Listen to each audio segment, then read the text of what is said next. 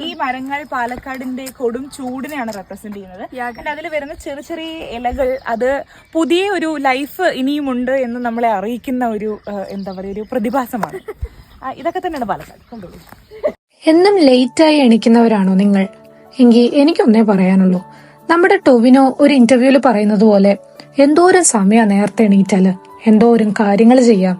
എല്ലാരും ഉറങ്ങുന്ന സമയത്ത് എണീറ്റിരിക്കാൻ പറ്റുക എന്നതാണ് ഏറ്റവും നല്ലത്. എന്നും വർക്കൗട്ട് ചെയ്യാൻ ജിമ്മിൽ പോകുന്ന ഞങ്ങൾ ഒരു ചേഞ്ചിന് മോർണിംഗ് വാക്കിന് ഇറങ്ങി. അതും നമ്മുടെ തെക്കേമലമ്പുഴയിലേക്ക്. പാലക്കാട്ടുകാർക്ക് തെക്കേമലമ്പുഴയും കവയും ഒക്കെ ഒരു വികാരമാണല്ലോ. ഇത് മാളു, ഇത് ദിയ. ജിമ്മിൽ പോയാൽ ഫിറ്റ്നസ് ബെറ്റർ ആകുമെന്ന് മാത്രമല്ല, ഇതേപോലുള്ള കുറിപ്പുകളെയും നമുക്ക് കിട്ടും. ഫ്രണ്ട്സിനെയും നമുക്ക് കിട്ടും. യൂഷ്വലി എല്ലാവരും സൺസെറ്റ് കാണാനും വൈബടിച്ചിരിക്കാനും ആണല്ലോ മലമ്പുഴയ്ക്ക് വരാറ്. എന്നാൽ ഇടയ്ക്കൊക്കെ സൺറൈസ് കാണാനൊന്ന് ഇങ്ങോട്ടേക്ക് വന്നു നോക്കിക്കേ. അതൊരു നൈസ് എക്സ്പീരിയൻസ് ആയിരിക്കും, ട്രസ്റ്റ് മീ.